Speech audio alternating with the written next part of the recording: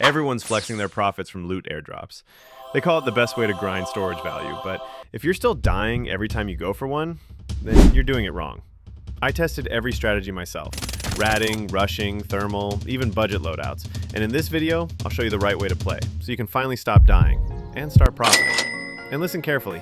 Every single second of this video has information you actually need. Skip even once, and you might miss the exact tip that could have saved your life.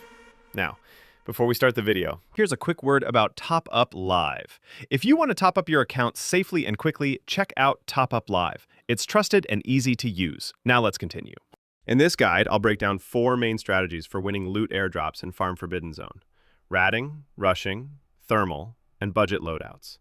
But here's the real advantage. I'll also show you which strategy works best depending on the airdrop's location. That means before anyone else even gets there, you'll already know the right move to secure the win. Now, before we get into the strategies, there's one rule that's common for everyone. It doesn't matter if you're a pro or a noob. You must follow this if you want to win. Don't skip this part. It's very important. The moment you enter the match, your first job is to find a safe hiding spot and wait. Here's why. The airdrop doesn't reveal its location until 2 minutes into the match. The plane flies over and drops the crate exactly at 30 minutes. It lands on the ground at 29 minutes, 40 seconds. And here's the key. Once it lands, it takes 3 full minutes before anyone can open it. That means nobody can touch the loot before the timer hits 26 minutes. So, in simple words, the first few minutes are just setup time. Depending on your strategy, ratting, rushing, thermal, or budget, you need to use this window to position yourself correctly, and that's what we'll break down next. So let's start with the ratting strategy. If you're planning to rat, I suggest one thing. Don't focus on the airdrop itself. Instead, focus on the enemies who looted it. Like I said earlier, when you spawn, first go to a safe spot. Don't move until around 25 minutes left in the match. But don't stay too far from the airdrop either. And one more reminder, always use the GS2 headset.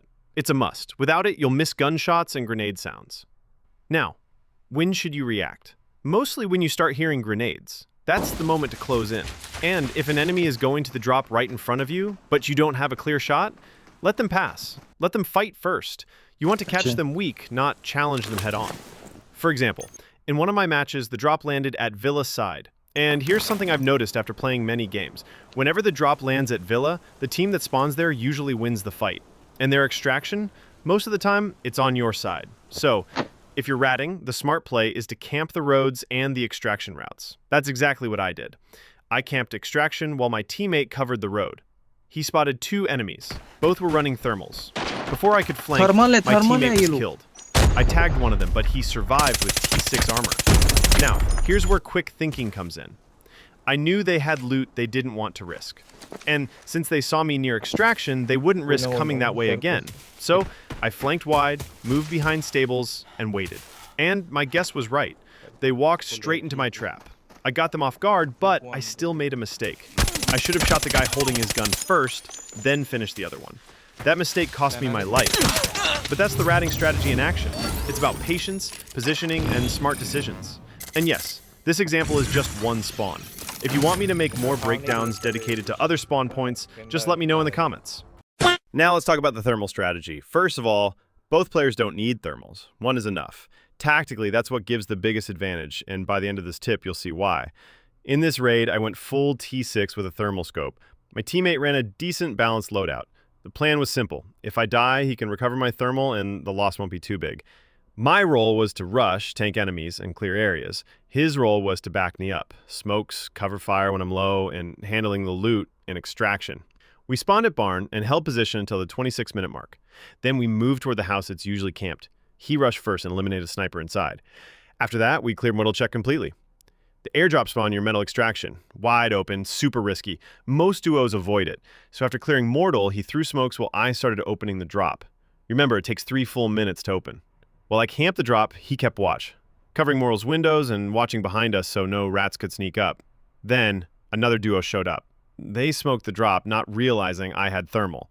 I spotted one instantly and dropped him. Seconds later, my teammate rushed to secure the red loot, but the enemy I killed had started spamming nades at him. I gave him cover fire, forcing them to back off. We quickly looted the enemy's gun, grabbed a red, and extracted safely. That's why only one thermal is enough in duo. You control vision. Your teammate handles support, and together you reduce risk while securing maximum reward. The last match felt too easy, so here's another one, using the same thermal strategy. We waited until the 26-minute mark, then pushed toward the drop. This time, we camped the area instead of rushing straight in. A few minutes later, I noticed a sniper had killed someone near the drop. I immediately switched to T7 and eliminated him before he could reposition. Then we moved in, carefully, clearing every single corner, the towers, and the nearby locations. While I was securing the area, my teammate activated the drop. After 3 minutes, he pulled out an Utopia and a gem Nameless. We both celebrated. Huge victory!